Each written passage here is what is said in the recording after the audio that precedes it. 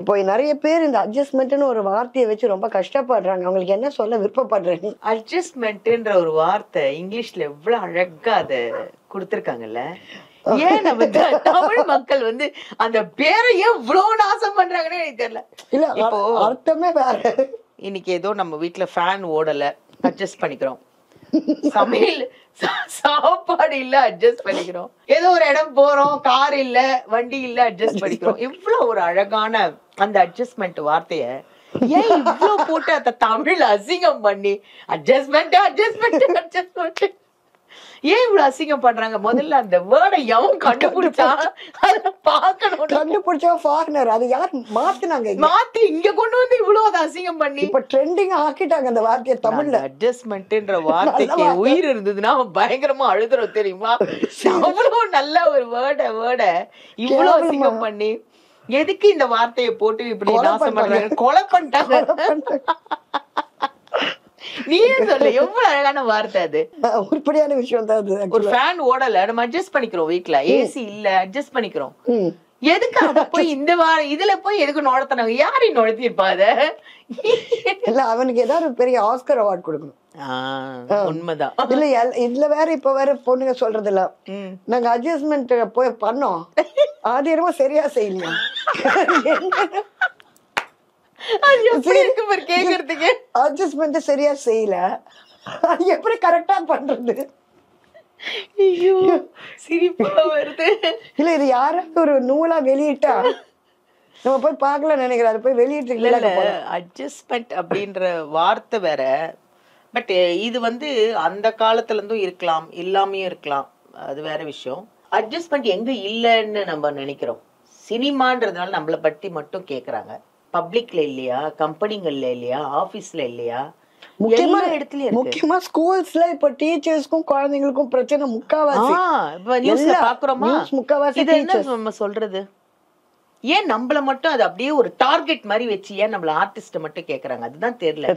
நடிகைகளை மட்டும் அட்ஜஸ்ட்மெண்ட் ஏன் இவ்வளவு டார்கெட் வச்சு அசிங்கப்படுத்துறாங்கன்னு எனக்கு தெரியல. சினிமா எவ்வளவு காலமா இருக்குது, எவ்வளவு காலத்துல இருந்து இருக்காங்க. ஏதாவது அப்பெல்லாம் ஒரு நியூஸ் வந்துச்சா? எவ்வளவு ஒரு அழகா அத சினிமாவை சினிமா மாதிரி அழகா எடுத்துட்டு போய் நம்ம ரசிக்கிறோம் ஸ்கிரீன்ல. அங்கேயே எல்லாம் பழைய காலத்துல நிறைய டான்ஸ், கட்டி பிடிக்கிறது எல்லாமே. அது ஒண்ணு. அதுக்கு என்ன ஒரு விஷயம் நீங்க கேட்ட நம்மள ஆக்சுவலா லைக் சொல்ல போனா மெயினா பெண்கள் இதுக்கு ஒத்துழைக்கிறது தான் காரணம் நான் நினைக்கிறேன். அந்த காலத்துல நம்ம காலத்துல வந்த போது யாராவது ஒருத்தரை பார்ப்போம், லைக் பண்ணுவோம், அவருக்கு ஜோடியா ஒரு 10 படம் நடிப்போம், அவரே கல்யாணம் ஆகி செட்டில் ஆயிடுவாங்க. ஆமா. இப்ப அந்த காலத்து நடிகர்களும் நீங்க பாத்தீங்கன்னா இந்த நடிகர் அந்த அவங்களோட தான் இருந்தாங்க, அவங்கள தான் கல்யாணம் பண்ணிக்கிட்டாங்க அப்படின்னு சொல்லிட்டு பல பேர்ஸ் இருந்திருக்கு. பல கப்புளாவே நிறைய பேர். விஜயகுமார் அவங்க ஒய்ஃப் நிறைய பேர் இருந்திருக்காங்க அந்த காலத்துல இருந்து. இப்போ சொல்லணும்னாக்கா சூர்யா ஜோதிகா இருக்காங்க, அஜித் ஷாலினி இருக்காங்க, வெரி ஃபியூ பீப்புள். முந்தி வந்து எல்லாம் கப்புளா பார்த்தாங்க. இப்ப யார் வேணாம். இந்த பெண்கள் பண்றது தப்பு தானே? பெண்கள் தப்புன்னு நீ சொல்ற. ஆனா எனக்கு தெரிஞ்சு சினிமா மட்டும் எதுக்கு இவ்வளவு டார்கெட் பண்றாங்க அப்படின்னும் போது நம்மளெல்லாம் பப்ளிசிட்டி பண்ணி நம்மளை கேவலப்படுத்துறதுக்குன்னு இருப்பாங்களான்னு தெரியல. ஏன்னா நம்ம தான் லைம் லைட்ல இருக்கோம். நம்மள தெரியுது இல்ல, அதனால அவங்களுக்கு ஏதோ ஒரு பெனிஃபிட்னு நினைக்கிறேன். அதனால நம்மளை போட்டு டார்கெட் பண்றாங்க. பட் எனக்கு தெரிஞ்சு இந்த அட்ஜஸ்ட்மெண்ட்ன்ற வார்த்தை வந்து அழகான வார்த்தை. ஆமா, அதை போட்டு இப்படி அசிங்கம் பண்ணிட்டாங்க, சரி பண்ணிட்டாங்க. ஆனா அது எங்க இல்லைன்னு தான் எனக்கும் இப்ப கேள்வி. எங்க இல்ல? எல்லா இடத்துலயும் இருக்கு.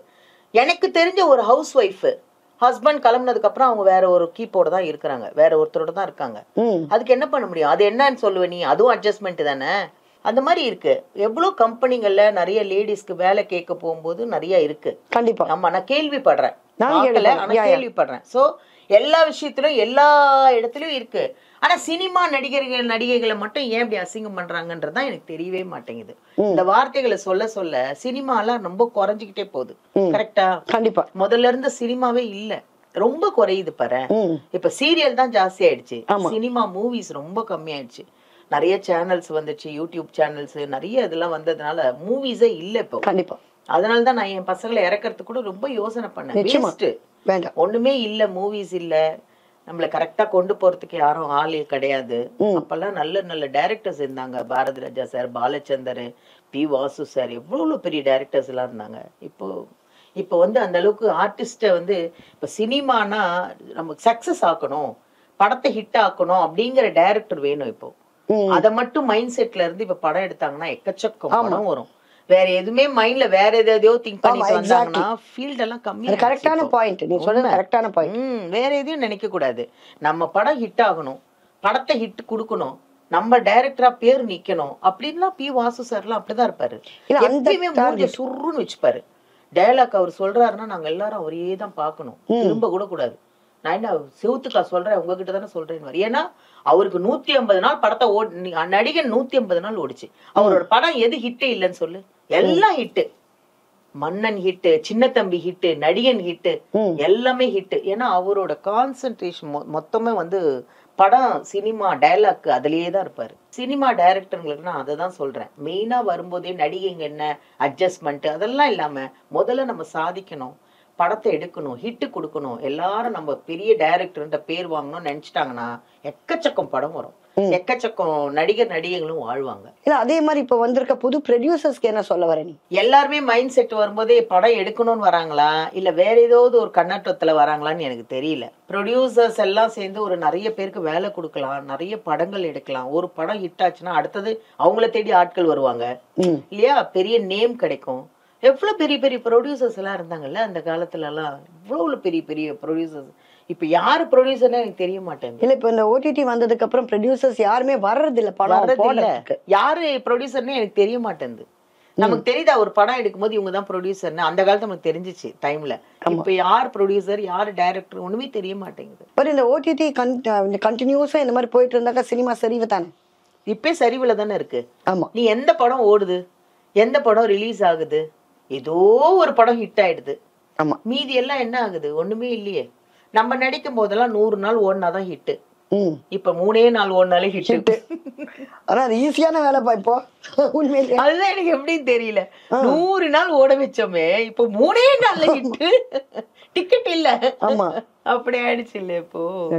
அந்த டைம் ஷூட்டிங் உனக்கு பிடிச்சிருக்கா இப்ப பிடிச்சிருக்கா? இப்ப எல்லாம் கேரவேன் அது இது பயங்கர லக்ஸுரி எல்லாம் வந்துடுச்சு இல்ல. அந்த டைம் தான் நல்ல ஒரு ஃபீல்டு. ஏன்னா ஒரு கம்யூனிகேஷன் இருந்துச்சு இல்ல.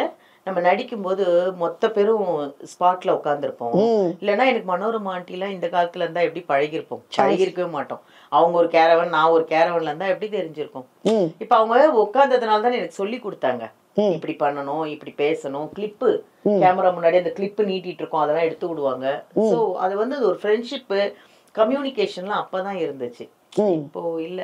ஆனா அந்த ஒரு விஷயம் நம்ம வந்த டைம்ல இந்த அளவுக்கு நம்ம ஒர்க் பண்ணிருக்கோன்றது சந்தோஷமா இருக்கு. இப்ப நம்ம வந்திருந்தோம்னா படம் எல்லாம் பண்ணிருக்க முடியாது இல்ல. எல்லாம் இப்ப ஒரு படம் தான் நடிக்கிறாங்க. ஆமா, ஒரு ஹீரோயின் ஒரு படம், அடுத்த படத்துல வேற புது ஹீரோயின், அவ்வளவுதான். அதுக்குதான் என் டாக்டரை கூட கேட்டாங்க ஹீரோயினுக்குலாம். எனவே வேண்டாம், பெரிய கூப்பிடு.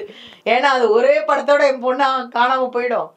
படிப்பும் இல்லாம நடிப்பும் இல்லாம சரி ரொம்ப கியூட்டா ரொம்ப அழகா இருக்கும் என் டாக்டர். காலேஜ் படிச்சுட்டு இருக்காளா, சும்மா ரொம்ப மாடர்னா இருப்பான். அப்ப கூட ஒரு ப்ரொடியூசர் வந்து கேட்டாரு, அந்த அவ இதுக்கு போறா, ஷட்டில் காக் போறா என் பொண்ணு, இப்ப நேஷனல் லெவல்ல ஆட போறா. அந்த அளவுக்கு ஃபுல்லா ஒரு அவ வந்தாலே அவ்வளோ கோர்ட்ல எல்லாம் அப்படி பயப்படுவாங்க. அவ்வளவு அழகா ஃபர்ஸ்ட் பிரைஸ் தான் வாங்குவோம். என் பொண்ணுதான் ஃபர்ஸ்ட் பிரைஸ் வாங்குவா. எங்க மேட்ச் இருந்தாலும் அவ தான் ஃபர்ஸ்ட் பிரைஸ். அதுல வந்து ஒருத்தர் கேட்டாரு, ஒரு ப்ரொடியூசர் வந்துட்டு கேட்டாரு, மாதிரி எங்க படத்துல ஹீரோயின் தேடுறோம், உங்க டாக்டர் பண்ணலாம்ல அப்படின்ட்டு. இல்லவே இல்லைங்க. நான் ஒரு வாட்டி, நீ நம்ப மாட்டேன், இது சொல்லலாமான்னு எனக்கு தெரியல, ஒரு வாட்டி ஃபீஸ் கட்ட முடியல எனக்கு காலேஜுக்கு, 80,000 ரூபாய் ஃபீஸு. நான் வந்து ஒருத்தரை நம்பி இருந்தேன், ஒரு ட்ரஸ்ட்ல இருந்து எடுத்து நாங்க காலேஜுக்கு கட்டிடுவோம், நீங்க கவலையே படாதீங்கன்னு ஒருத்தர் சொன்னாரு. கடைசி நேரத்துல ஃபண்டு இல்ல, ட்ரஸ்ட்ல ஃபண்ட் இல்லன்னாரு. கடைசி நிமிஷத்துல சொல்றாரு, எக்ஸாம் ஸ்டார்ட் ஆகுது, கையில பணம் இல்லன்ட்டாரு. என்ன பண்றதே புரியல. நான் இல்ல லாஸ்ட் நிமிட்ல நீ எங்க போய் 80,000 கலெக்ட் பண்ண முடியும், எங்க தேட முடியும்? என்கிட்ட ரொம்ப டைட் பொசிஷன் ஆயிடுச்சு. அப்போ ஒருத்தவங்க சொன்னாங்க, விஜய் சேதுபதி ஹெல்ப் பண்றாரு, நிறைய குழந்தைங்களுக்கு எல்லாம் ஹெல்ப், படிக்கிற குழந்தைங்களுக்கு எல்லாம் ஹெல்ப் பண்றாருன்னு சொல்லிட்டு நான் 2 வாட்டி போயிட்டு வந்தேன். பாத்தியா? அவரு உள்ளே விடல, என்ன ஆபீஸ்லயே விடல. ஒரு வாட்டி போனா அவர் இல்லன்ட்டாங்க. இல்லன்னு ஒரு லெட்டர் எழுதி கொடுத்துட்டு வந்தேன், இந்த மாதிரி நான் பாலாம்பிகா, இந்த மாதிரி சிச்சுவேஷன் இப்ப இப்படி இருக்கு, எனக்கு கொஞ்சம் ஏதாவது ஹெல்ப் பண்ணுங்க, உங்களால என்ன முடியுமோ ஹெல்ப் பண்ணுங்கன்னு சொல்லி ஒரு லெட்டர் எழுதி கொடுத்துட்டு வந்தேன். திருப்பியும் ஒரு வாரம் கழிச்சு எனக்கு ஒருத்தர் போன் பண்றாரு, மேடம் அங்க சார் இருக்காரு, நீங்க போங்கன்னாங்க. நானே என் டாக்டரும் 2 வீலர்ல போய் நிக்கிறோம். அவர் கார் நிக்குது, ஆனா அவர் இருக்காரு ஆபீஸ்ல. என்னை உள்ளே விடலையே. சாரை பார்த்தாதானே நீ ஏதோ ஹெல்ப் கேட்க முடியும். அவர் இல்ல, அவர் இனிமேதான் வருவாரு, பாம்பேல இருக்காரு, ஆனா அவர் கார் அங்க நிக்குதா, அந்த நம்பர் எல்லாம் சொல்றாரு இருக்கு, ஆனா கார் இருக்கு, அவரும் அங்க இருக்காரு, என்ன உள்ளே விடலையே, நீ எப்படி பேசுவ? அந்த ஆள் இப்படி நின்னுட்டாரு, ஐயோ உள்ளே போக விடாத அளவுக்கு நின்னுட்டாரு. கஜினி வந்ததை சொல்லிருக்கவே கூட மாட்டாங்க. சொல்லவே இல்ல, சொன்னாதானே என்ன உள்ள விடுறதுக்கு.